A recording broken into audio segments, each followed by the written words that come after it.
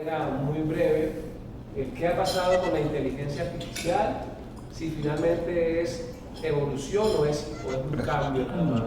¿Dónde estamos en este momento?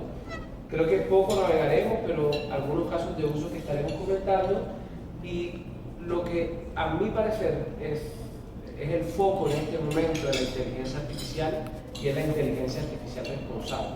Definitivamente todo lo que es transformación digital, que bien tiene un desarrollo tecnológico, hay unos retos ahorita que se anteponen al desarrollo tecnológico que está tan evolucionado.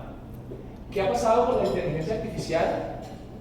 Definitivamente que pasó el entretenimiento, que pasó de ser parte de la cotidianidad de la vida a industrializarse. Y eso obviamente trae otro montón de retos, que pues, disfrutamos mucho de las recomendaciones personalizadas que tenemos a través de los diferentes retails, de las tiendas de ropa, de consumo masivo, y ya es parte, digamos, de un proceso mucho más corporativo. No es solamente un tema de algoritmo y cómputo, sino que ahora, al ser parte de nuestra vida, representa otro tipo de desafíos. Y definitivamente esto que se viene dando de una manera como tan incorporada en la cotidianidad humana, el celular, pues hace que la inteligencia artificial ya no sea simplemente a lo que yo puedo acceder cuando estoy sentado en un computador, sino que pues la tenemos todo el tiempo con nosotros a través de ese mecanismo de comunicación que es el celular y los smartphones, definitivamente. Y estamos en un momento donde la transformación digital en algún momento se vio como esa capacidad de automatizar tareas, y definitivamente pues, ha trascendido y ahora nos cambió toda la forma en la que interactuamos con el mundo. Y para esto obviamente es importante entender estos puntos de inflexión que se dieron durante los últimos 15, 20 años. Unos, digamos que con más impacto que otros. Empezamos a hablar de los procesos de lenguaje natural, es decir, esa capacidad que yo le doy a una máquina de poder comunicarse conmigo de una manera natural, en el lenguaje que manejamos todos, ¿no? Definitivamente el avance de edición por computadora pues también cambió mucho, fue ese punto de inflexión cuando yo le di a un equipo, a una máquina, ya no solamente la capacidad de procesar lógicamente números, sino también la capacidad de entender imágenes. La ética y el sesgo ya empezaba a tomar partido, la automatización de procesos empresariales, y entonces acá vienen sistemas como SAP, que tienen tres características principales, ¿no? Una, que es estandarizar procesos; otra característica, que es integrar procesos de una compañía; y la tercera, que finalmente fue lo que genera agilidad y eficiencia en las compañías, que es la automatización. Entonces, un sistema, una plataforma de procesos de negocios empresariales, tiene tres características, sea cual sea. Estandariza o normaliza, ¿cierto? Integra y automatiza. Y definitivamente eso, digamos que nos representó un cambio bien importante. Y empezamos a hablar de los RPA con una capacidad de automatizar de una manera más eficiente. El COVID, un desarrollo muy grande a nivel de salud. Empezamos a hablar de inteligencia artificial generativa, de aplicaciones para aprender a distancia, y todo esto que está acá pues, nos llevó a un proceso de investigación y desarrollo continuo a adoptar, digamos que un proceso de transformación digital y de inteligencia artificial empresarial generalizada, y con ello pues, un tema de regulación y políticas públicas. ¿Esto nos representó evolución y cambio? Pues claro, definitivamente lo hizo. Y con ello, el temor que hay en las empresas, mucho más que en la vida cotidiana, ¿no? Que en la vida cotidiana lo disfrutamos, pero en las empresas, donde finalmente hay todo un marco regulatorio, donde empezamos a darnos cuenta que pues, la persona que antes recibía la factura y la metía al sistema y la contabilizaba, pues ya empieza a verse el riesgo, es una realidad. Y acá finalmente traigo, esto me gusta mucho explicarlo, porque el lóbulo frontal izquierdo es donde se genera el análisis, ¿no? Y en la parte, digamos que occipital, tenemos todo lo que es estructura. El sistema educativo latinoamericano está pensado para esto. Es decir, una persona es más inteligente según el sistema educativo porque tiene mayor capacidad de análisis y tiene mayor capacidad de orden. Entonces soy ordenado y sé de matemáticas, soy muy inteligente. Y nada más alejado de la realidad que eso. Porque la inteligencia artificial, pues justamente ya lleva esto a otro nivel. A unos niveles que nosotros humanamente no somos capaces, ¿no? ¿Y dónde viene lo que nos hace humanos, ¿no? En la parte de los sentimientos y la intuición. La inteligencia artificial, como inteligencia artificial, lo que vino fue a fortalecer la parte izquierda. O sea, la tecnología nos ayuda a que podamos tener una capacidad de cómputo, una capacidad de almacenamiento, una capacidad de aprendizaje que para el cerebro humano es casi imposible.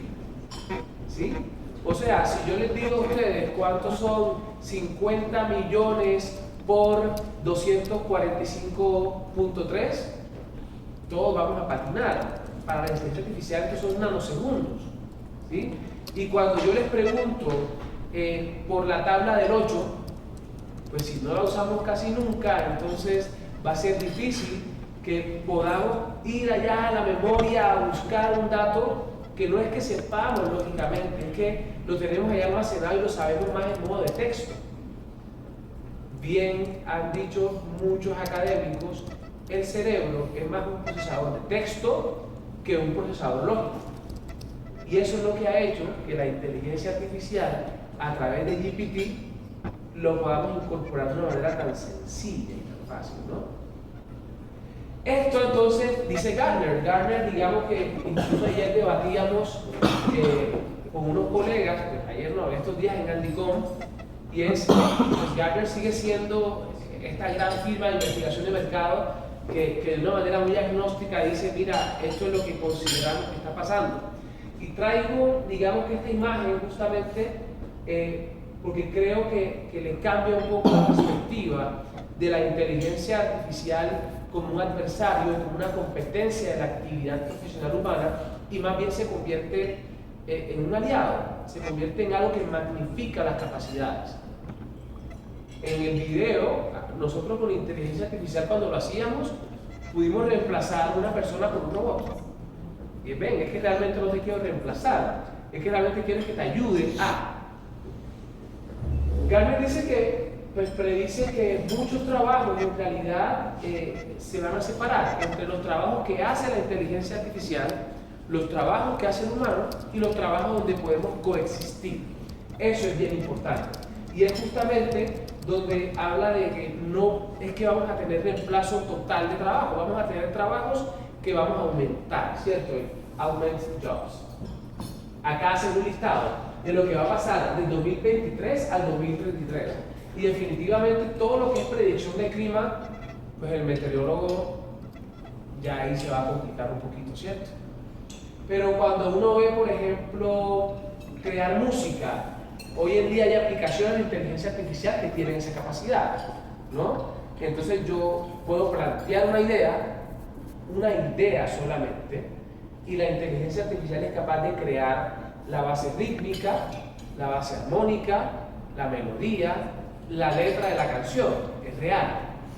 Pero cuando yo hablo de música, en la capacidad de transmitir un sentimiento, la música como arte, ahí la inteligencia artificial se va a quedar corta. Porque muchas veces nos conectamos con la música es a través del arte implícito, ¿no? Como capacidad de expresar un sentimiento. Claramente hay unos temas donde la inteligencia artificial se va a coexistir con la humana. Cuando hablamos, por ejemplo, de los diagnósticos médicos, esto realmente va a ser un avance bastante significativo. Cuando hablamos del desarrollo de software, ahí digamos que tenemos ya parte de una eventual coexistencia, ¿sí? Porque finalmente la inteligencia artificial y la tecnología obedece instrucciones en el punto en el que estamos ahora. Seguramente evolucionará a la famosa conciencia artificial, pero aún tenemos un trayecto largo todavía para llegar allá. Cuando uno ve un proceso de inteligencia artificial empresarial, nosotros lo hemos dividido en tres frentes: adopción, transformación y escalamiento. Es decir, adopción como esa capacidad que yo tengo de integrar rápidamente tecnologías. Tengo un proceso inicial. Desde ahí soy capaz de generar confianza.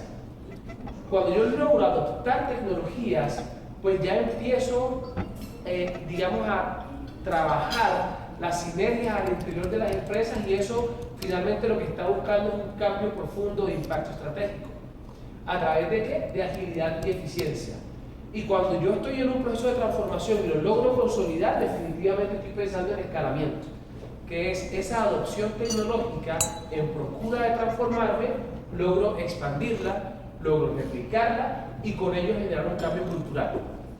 Digamos que hay cuatro partes que a mí me gusta para explicar esto, y es cuando uno tiene un pensamiento tecnológico, porque muchas veces se habla de que la transformación digital es simplemente agregarle a un problema la frase "cómo la tecnología me ayuda a". Así yo tengo un problema y le agrego esa frase, es transformación digital. Pero es un cambio del modo de pensar. Cuando ese modo de pensar yo lo logro accionar de manera frecuente, hablo de hábitos.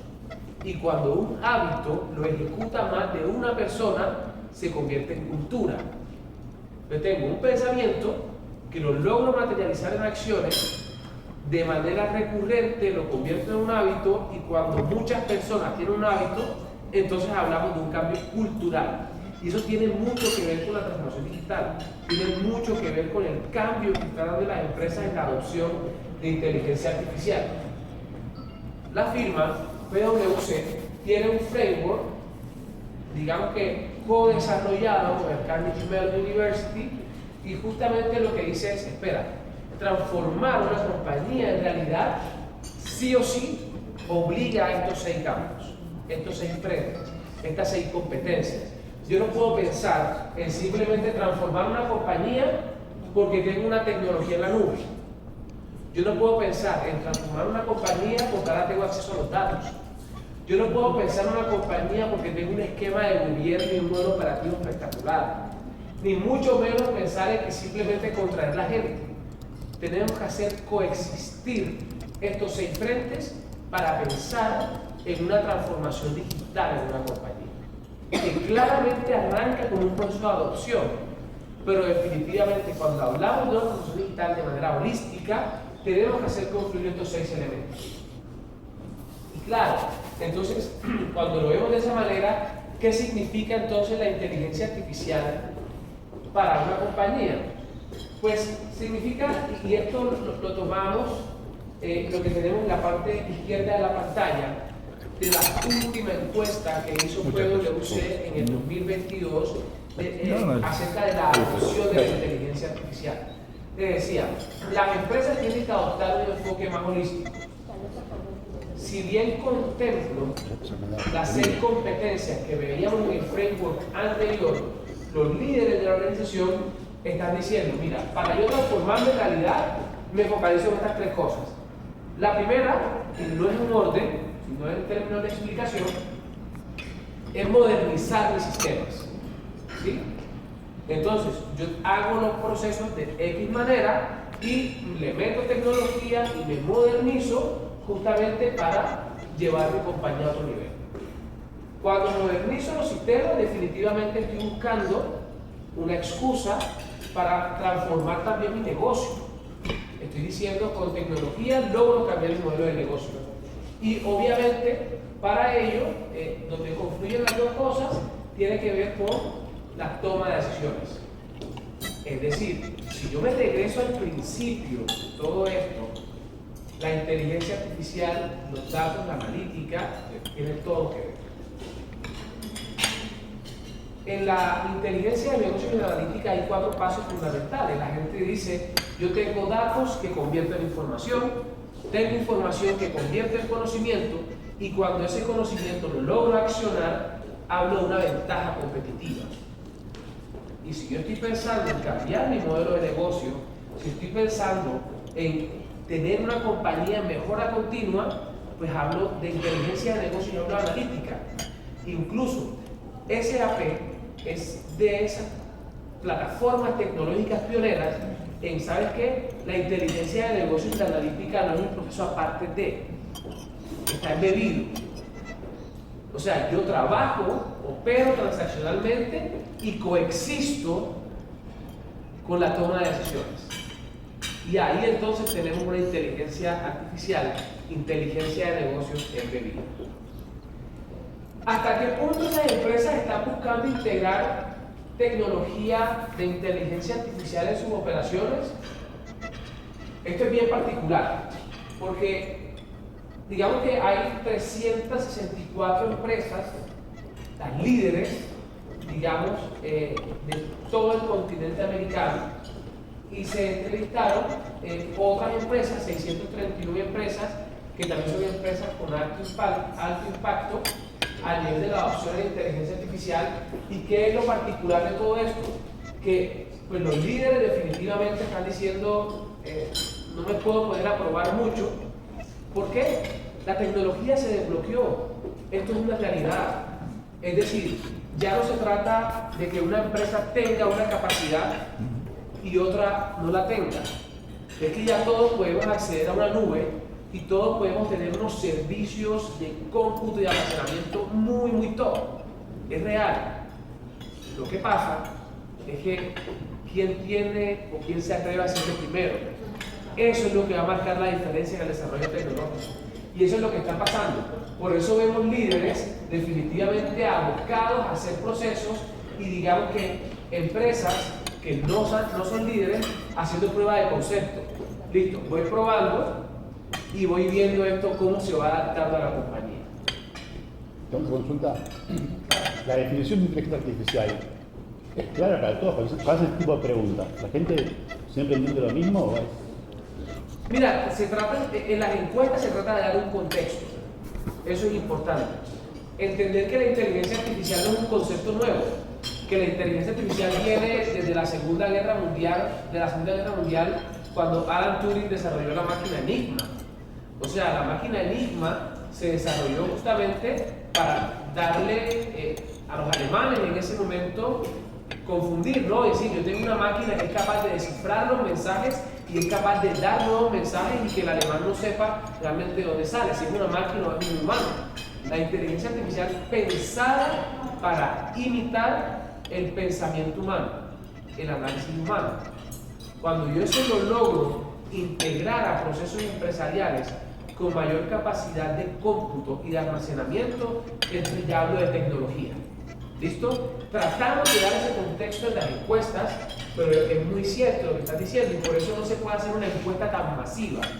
A decir que yo voy a hacer una encuesta con una muestra de 1 millón de empresas de todo el continente, digamos que la base del conocimiento fundamental, del foundation de la inteligencia artificial, puede ser muy dispareja. ¿Listo? Entonces, justamente cuidando eso, venga, asegurémonos que la empresa a la que le vamos a preguntar, por lo menos tenga un soporte de conceptos básicos de esto para que logre responder de una manera más acertada.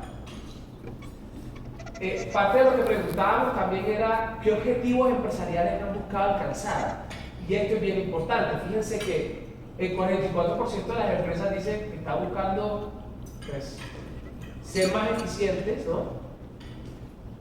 A través de la automatización de procesos. O sea, sigue estando la automatización en el top of mind de la inteligencia artificial.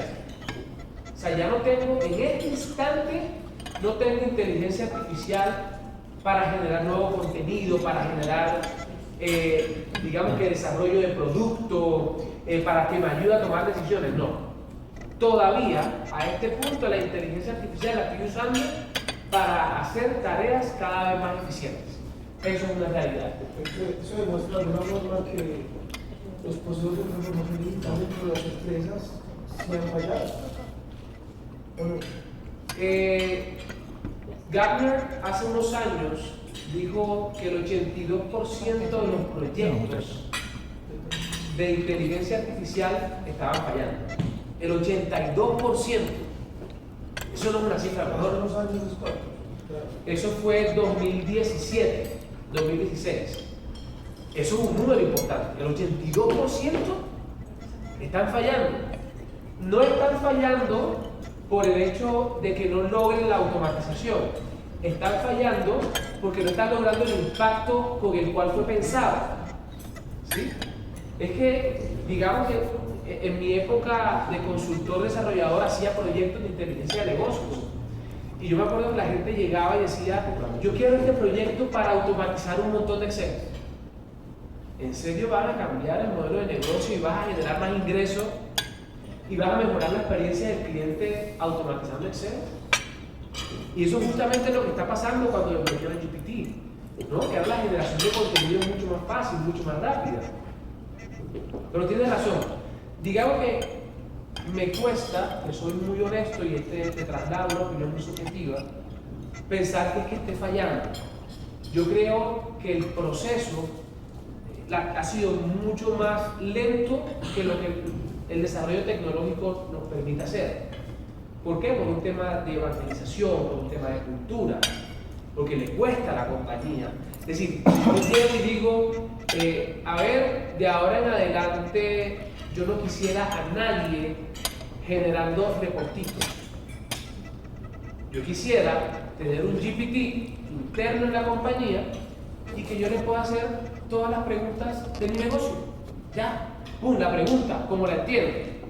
¿Por qué? Porque si yo veo esta gráfica va a tener cuántas interpretaciones como personas hay en esta sala. ¿Cierto? Pero si yo pregunto de una manera muy precisa,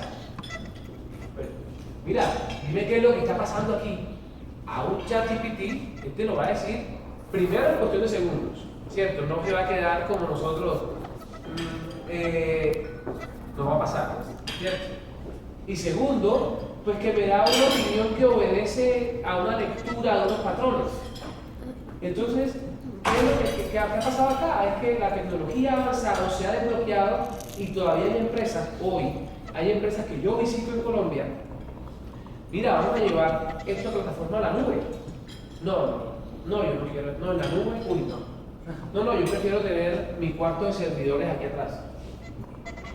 No es que la tecnología no esté, es que el cambio cultural nos ha costado.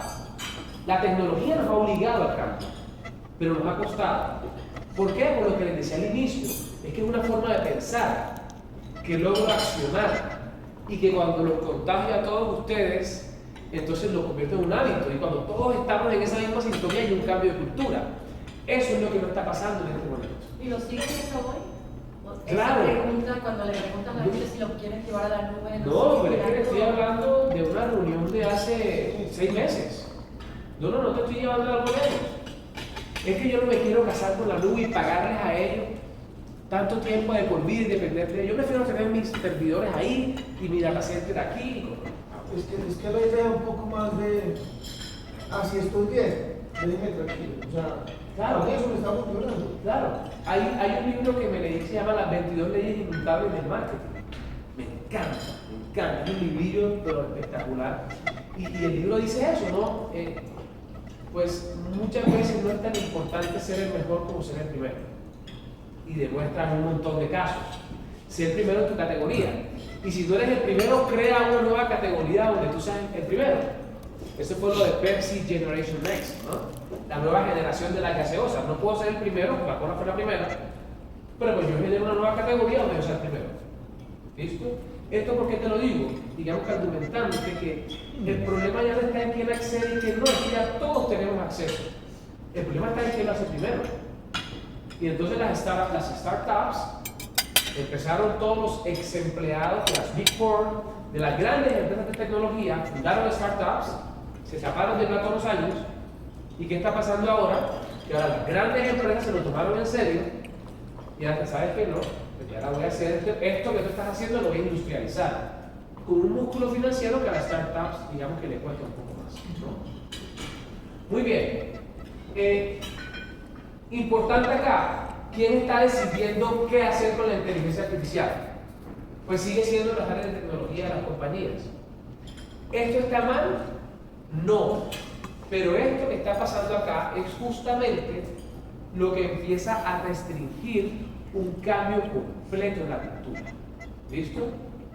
Porque al de tecnología, todavía hoy en muchas empresas lo seguimos viendo como el tipo de las redes, de la infraestructura, de los computadores.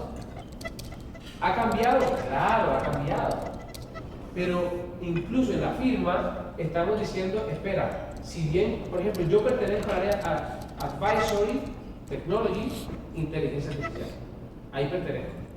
Pero estamos diciendo, ¿sabes qué? Mi interlocutor ya no puede ser de tecnología. Yo necesito que mi interlocutor sea el tipo de operaciones, el tipo de customer experience, el tipo de estrategia, el tipo de marketing and sales. Porque es que desde ahí donde voy a generar un cambio cultural, no desde tecnología. En la tecnología habilito, tomo la decisión, pero materializo en el proceso de negocio. Pero yo creo que eso se han avanzado un poco. Por lo No. menos algunas empresas se han avanzado bastante. Pero te digo, es que están los líderes, están los puntos de lanza, los que todo el mundo sigue. En Colombia, pues todo el mundo sigue a Nutresa, ¿cierto? Todo el mundo sigue a Colombia, todo el mundo sigue a Sura, todo el mundo sigue a Petrol. Es real, sí, es real. Lo que pasa es que eso a nivel de ingresos te representa el Pareto, ¿no? De los ingresos del país. Pero cuando ya uno ve en la cotidianidad, realmente uno interactúa más con una gama de empresas un poquito más baja, ¿sí?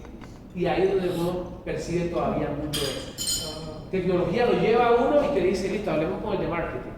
No, pero es que justamente ya los modelos operativos de estos han cambiado, ¿no? Muy bien. ¿Cómo utilizará, digamos que las empresas, simulaciones de inteligencia artificial con gemelos digitales? Pues sigue habiendo un tema de predicción de las condiciones del mercado, o sea, inteligencia artificial pensada para predecir demanda, predecir comportamientos, definitivamente es parte de lo que está en el foco, en el centro de los modelos avanzados de inteligencia artificial.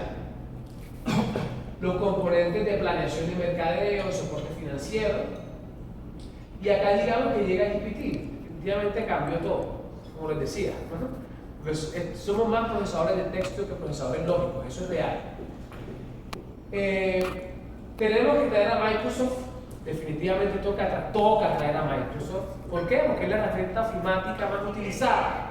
Todo el mundo coexiste y convive con esto no lo podemos omitir. Entonces viene Copilot y pues Copilot pues, cambia también todas las reglas del juego. Ya el hecho, me acuerdo que en las hojas de vida uno decía, y que sepa manejar Excel.